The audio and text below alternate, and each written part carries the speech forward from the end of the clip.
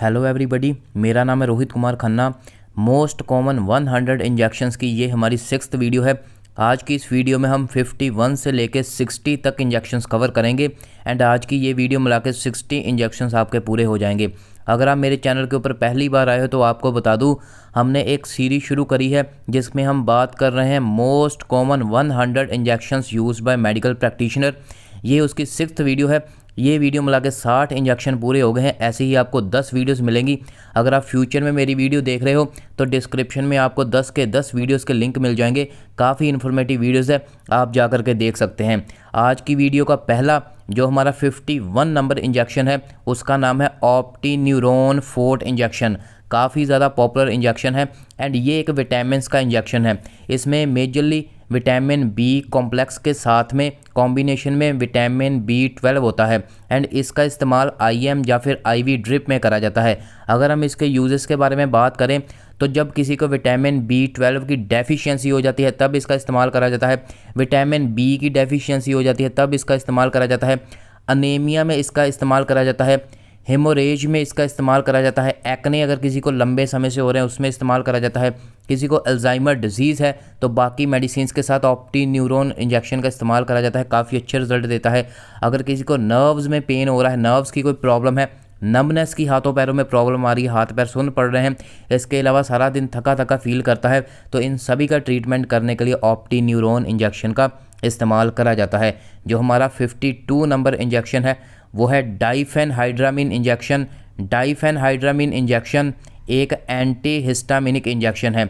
इसका इस्तेमाल इंट्रावेनस या फिर इंट्रामस्कुलर करा जाता है एंड इसका मेजरली यूज़ करा जाता है इन्फ्लामेशन को कम करने के लिए, कंजेशन को कम करने के लिए।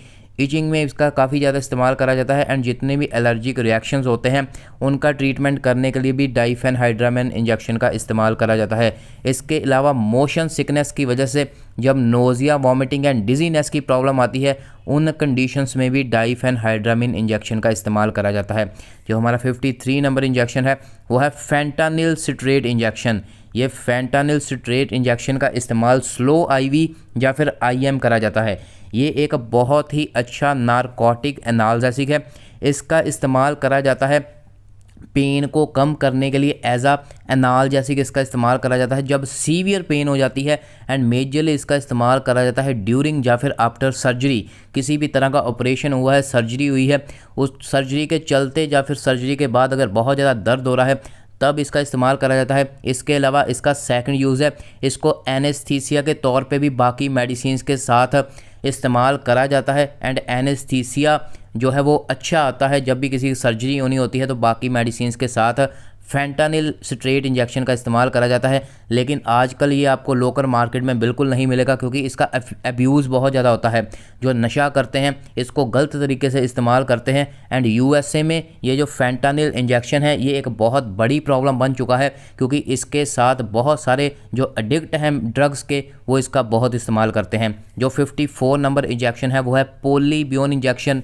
ये भी injection vitamin B complex and vitamin B12 का कॉम्बिनेशन है। IM या फिर स्लो IV इस्तेमाल करा जाता है एंड इसका भी सेम ऑप्टीन्यूरोन जैसे इस्तेमाल करा जाता है। विटामिन B की डेफिशिएंसी, विटामिन B12 की डेफिशिएंसी, अनीमिया में, एक्ने में, अल्जाइमर डिजीज़, नमनेस हो रही है, नर्व्स में पेन हो रही है, थकान, सारा दिन थका थका फील कर रहा है तो पोलीबियोन इंजेक्शन का इस्तेमाल करा जाता है। जो हमारा 55 नंबर इंजेक्शन है वो है न्यूरोकाइंड गोल्ड इंजेक्शन।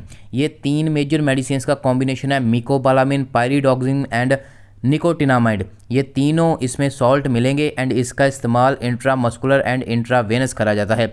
इसका मेजरली इस्तेमाल न्यूट्रिशनल डेफिशिएंसी में करा जाता है। न्यूट्रिशनल डेफिशिएंसी मतलब जब किसी पेशेंट को उसके फूड से पूरा न्यूट्रिशन नहीं मिल पाता, उसकी बॉडी में डेफिशिएंसी हो जाती है अच्छे न्यूट्रिशन की, जिसकी वजह से वेरियस प्रॉब्लम आ जाती हैं। इसके अलावा थकान, फटीग सारा दिन फील करता है, नमनेस की प्रॉब्लम है, हाथ पैर सुन्न पड़ जाते हैं, नर्व्स की प्रॉब्लम है। इसके अलावा जब न्यूरोकाइंड गोल्ड का इस्तेमाल करा जाता है तो ये आयरन की एब्जॉर्प्शन को बढ़ा देता है एंड बॉडी की प्रॉपर ग्रोथ करवाता है। So Neurokind gold IM and IV इसका इस्तेमाल करा जाता है।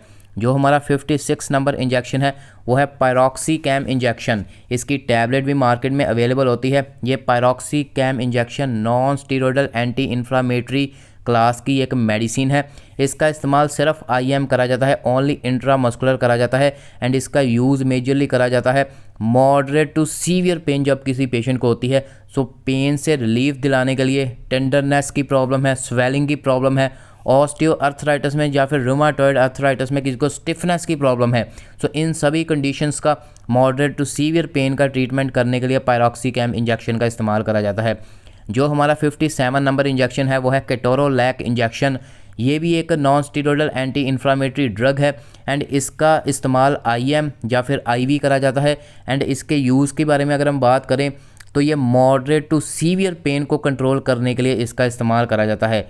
डेंटल सर्जरी जब किसी की होती है या फिर दांत में बहुत ज़्यादा दर्द होता है तो तब भी केटोरोलैक का काफ़ी ज़्यादा इस्तेमाल करा जाता है। एंड केटोरोलैक की भी एक माउथ डिज़ोल्विंग टैबलेट आती है जब भी किसी को दांत में दर्द हो रहा होता है या फिर बॉडी में किसी भी पार्ट में सीवियर पेन होती है तो केटोरोलैक टैबलेट का भी काफ़ी ज़्यादा इस्तेमाल करा जाता है।